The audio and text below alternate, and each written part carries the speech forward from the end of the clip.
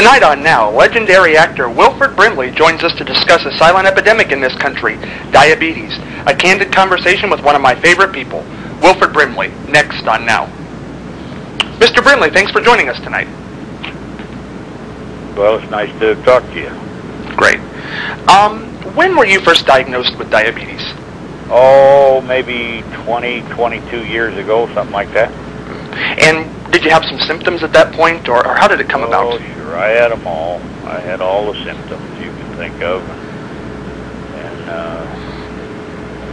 I had thirst and rapid weight loss and loss of vision. And, I had them all. Right. Was it shocking when the doctor told you that you had diabetes? Well, I knew something was wrong with me. I didn't know what it was. I thought I might have had cancer, Mm-hmm. But after he visited with me a little bit, told me what I was in for, why I was a little bit relieved, actually. What form of diabetes do you have, type 1 or type 2? Type 2. Type 2. And for people who don't know, which type is that? Well, that's called adult onset. It's partial failure of the pancreas.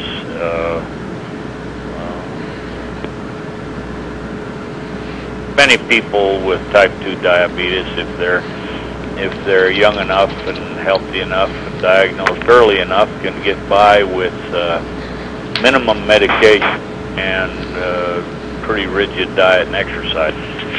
Mm-hmm. That's also the type that's characterized by taking insulin shots? Type 1 diabetics are totally insulin dependent. Mm-hmm. Type 2, many type 2 diabetics take insulin. I take a little insulin every day. Mm. But it can be mostly treated with medication? Well, in some cases, nobody's the same as anybody else. The best advice I could give anybody is to find a really, really good diabetic endocrinologist and listen carefully to what he says and do that. Right. It seems like with diabetes there's so much of a deterioration over the years if it's not taken care of with the eyesight, with the extremities far away from the heart.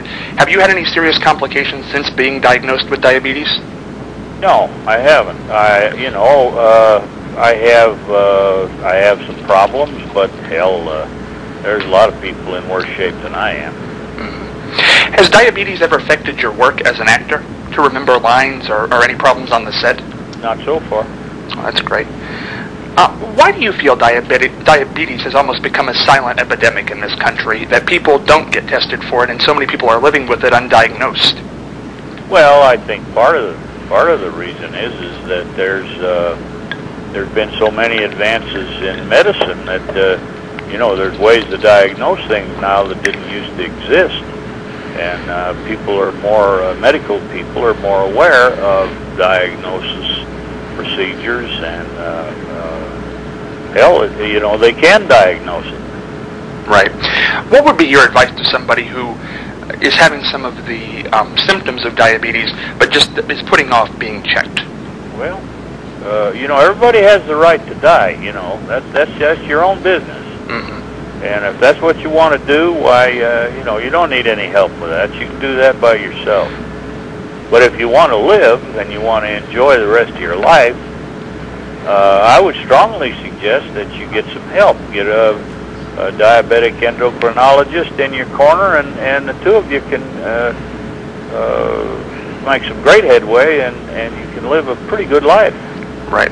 And diabetes can be detected with pretty much just a simple blood test. From then on, you have to keep track of it with certain doctors and certain things, but it's just a simple blood test that can identify the problem. Well, I guess the definitive way still is the 5-hour glucose tolerance test. I check my blood sugar 3 or 4 times every day, and I have since I've been diagnosed, and I keep a pretty close track of what's going on with my body. Right.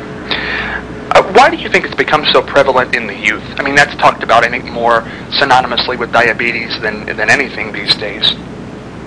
Say it again? Why do you think it's so prevalent with the youth now? It's hitting kids younger and younger. I don't know. I don't know that that's true. But if it is, I can't answer that. Right. Is it hard to live day to day with diabetes? Not for me. So there hasn't been much change since the diagnosis? Well, sure, but my life has got a lot better. I've learned a little bit about self-discipline and a little bit about self-management, things that I didn't pay any attention to before. Right. Is that a hard change to make? People always say people are diagnosed and then they don't make that lifestyle change. Is that a hard change to make? Or was it hard? Like I said earlier, everybody has choices. Everybody has the right to make choices. If your choice is to ignore it and go on about your business, you're going to have to pick up the tab. Right. Exactly right. People have to self-maintain. Diabetes is a disease that requires a certain degree of self-maintenance. I mean, you do have to check your own blood sugar, and you do have to learn how to slide your medication, and you do have to do certain things because you can't live in the doctor's office. Right. Right. And that's, do you think that's a main problem with diabetes? Because I know so many people do finally get the diagnosis, and then they don't take care of it. Do you really understand that mindset of people who do that, who actually know they have the problem? Well, in many cases I do, but it's a simple matter of choice. Right. If you are diagnosed with type 2 diabetes, and that's the only one I can say much about. My heart aches for these kids that are diagnosed with juvenile onset type 1 diabetes, because that's a horrible, horrible thing. And although medicine is making headway in finding a cure for that, and they're doing it by leaps and bounds, it's still a tough call to tell a kid that he's got type 1 diabetes.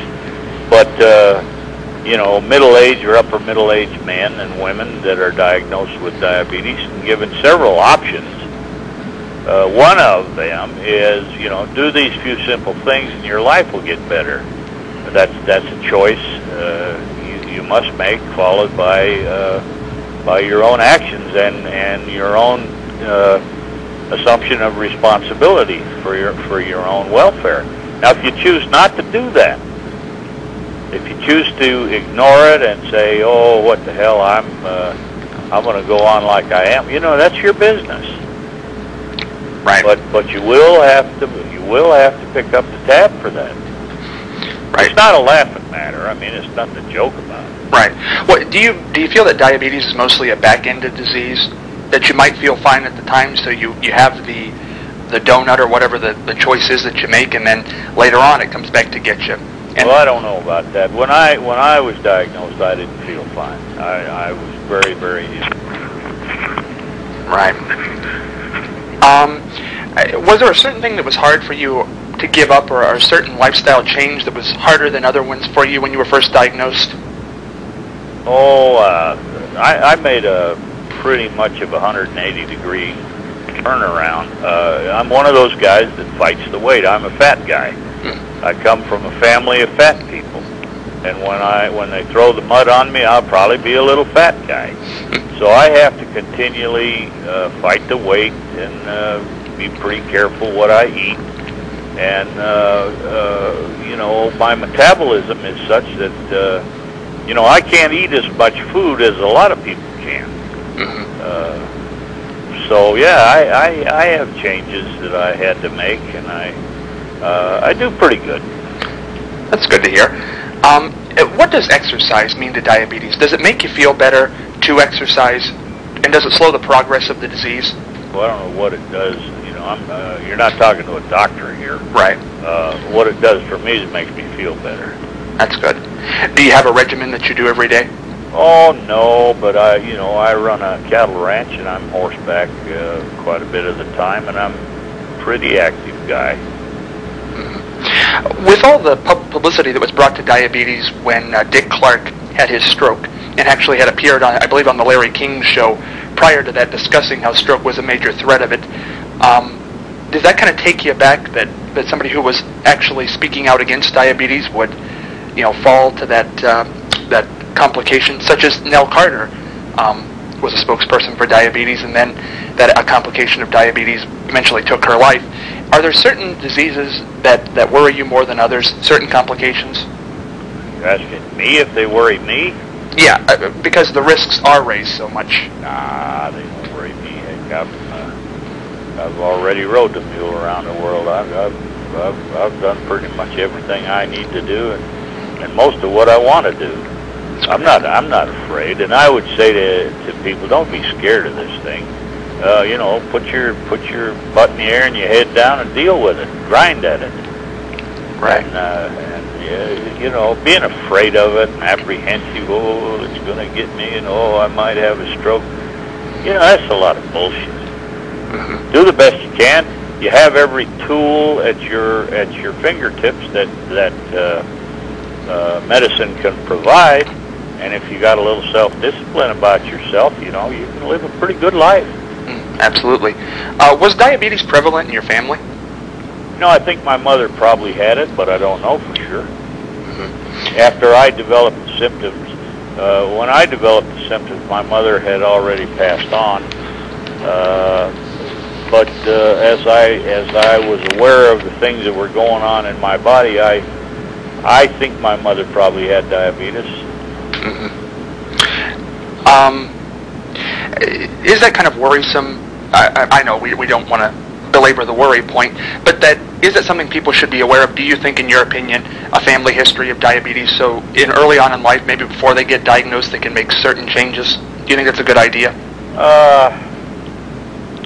Well, I don't know. You see, I happen to be one of those guys who, I refuse to spend much time trying to avoid my death. I mean, I spend most of my time enjoying my life, and there's certain things I have to accommodate because of my diabetes. But, Mister, generally, I enjoy my life, and I continue to do that.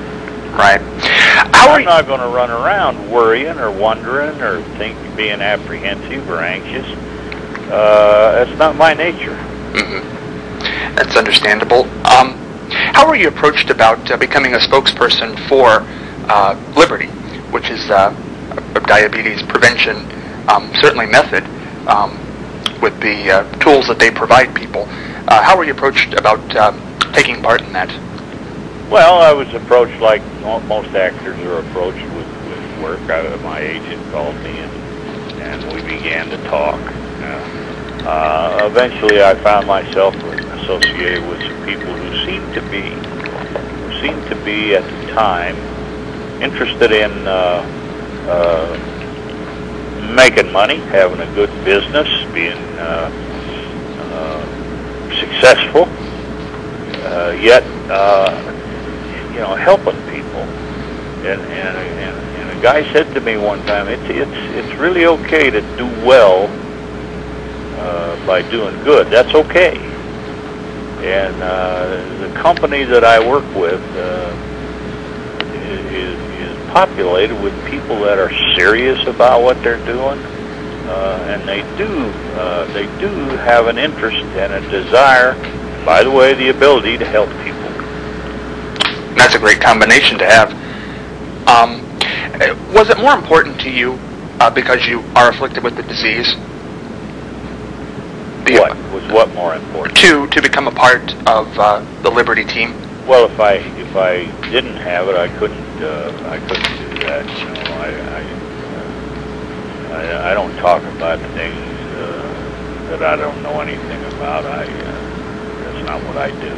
Mm-hmm. Is it hard to eat out in a restaurant with diabetes? I know. No? Because I know a lot of people make a lot of that their lifestyle has to change, and it kind of dissipates their life, that they can't go out and eat anymore because the things are cooked in a certain way. I feel sorry for them. I don't have a problem with that. Right.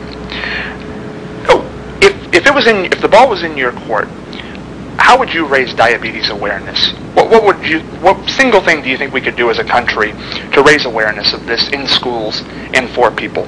As a country? Yeah, because it seems like a political thing at all. Right. I like to see the government stay out of most everything. Mm-hmm. What are your... Can you hold on, or are we live, or what? Oh, no, we can hold on just a second. Hold on. Hello. Yeah. Okay, now I'm doing a radio interview. I'll call you right back. Okay, fire. Okay. What are your feelings on stem cell research? I don't know a thing about it. Have you heard the rumblings that it would be, if passed, a major, possibly even a cure for diabetes?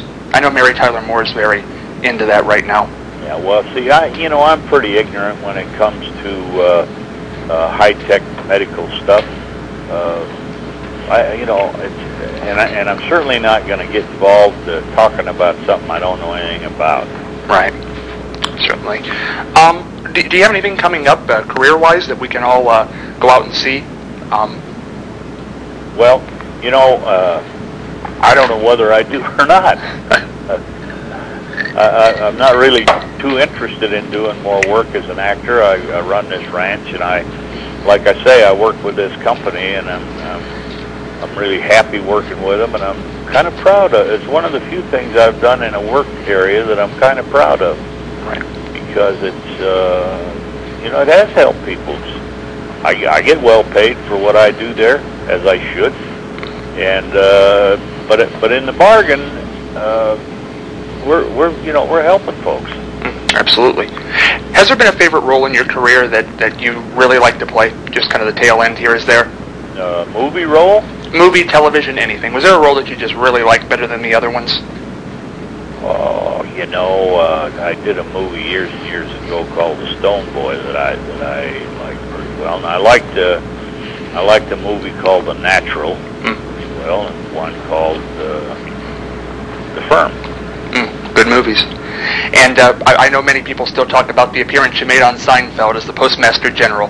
One of the funniest few minutes of television I think I've seen in a long time.